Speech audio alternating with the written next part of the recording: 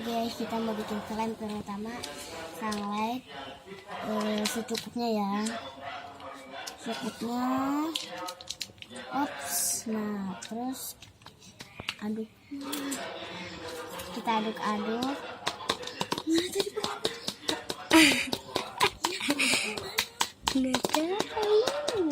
Maaf ya pakai gunting, ngaduknya hilang, nggak tahu tuh gimana.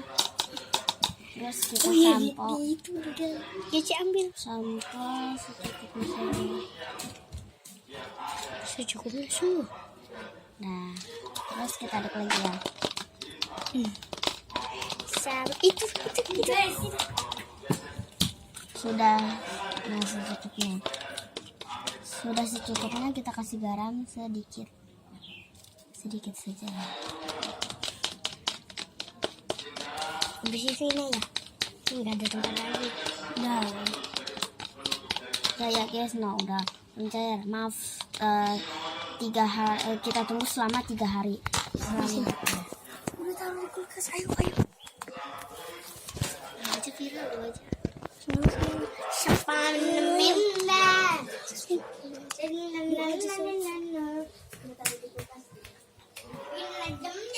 Tidak taruh di kulkas ya guys.